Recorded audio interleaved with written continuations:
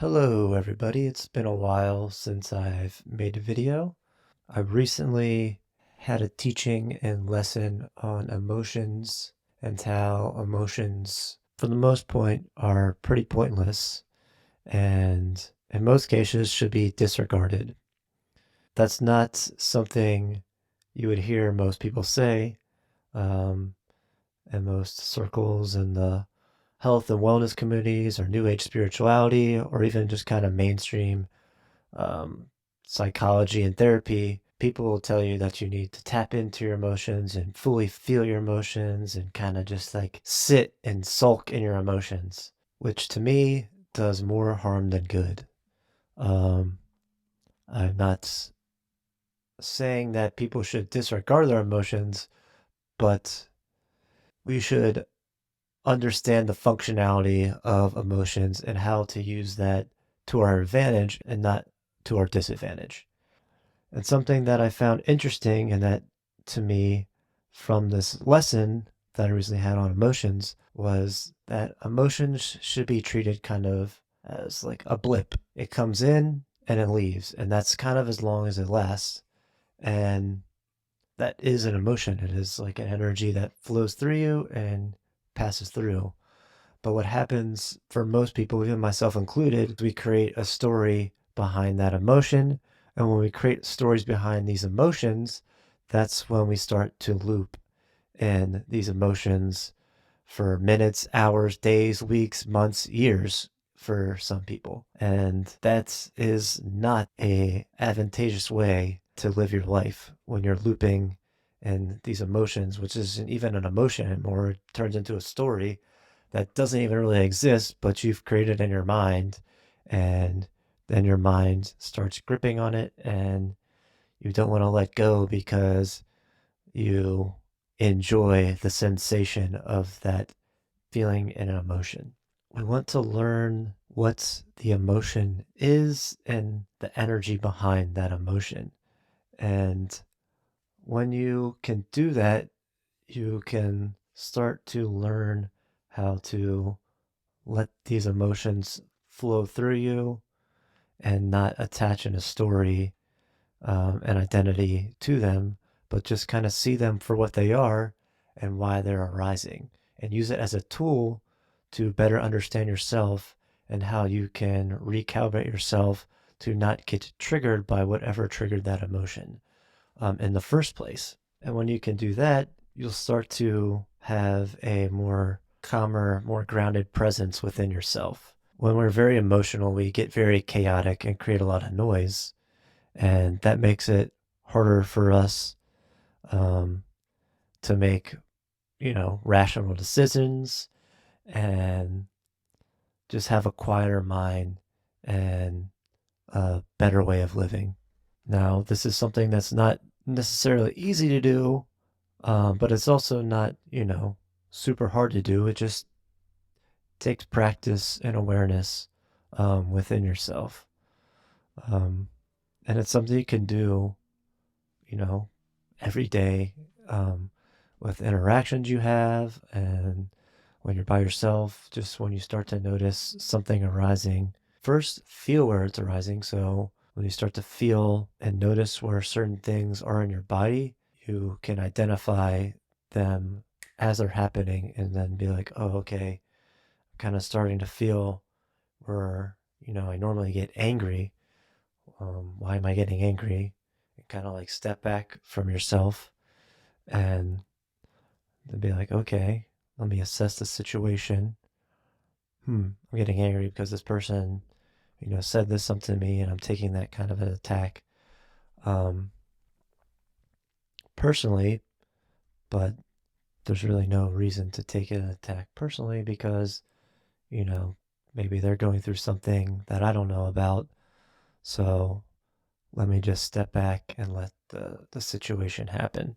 Don't get wrapped up in your emotion, which is super easy because we get kind of addicted to them in some sense because it's kind of all we've, for most people, it's all we've ever known. and we've been taught to loathe in them, and it kind of becomes like a self-soothing sort of situation. It tends to just do more harm than good, because as I said earlier, you just kind of end up looping in certain emotions for long periods of time when you should just be letting go of them and asking questions of why they arise in the first place. What makes sense to me of why emotions are sort of like pointless or really not super useful is because if you want to kind of look at the world and how they manipulate people is through emotions. They use like psychological emotional manipulation tactics to get people to think or act a certain way. And when you have people really scared or in fear or angry, you're not thinking straight, you're not thinking clearly, and you'll be more willing to just kind of take advice that is not um, always in your favor. And if you think about it, like it's never really fun dealing with someone that's like super emotional.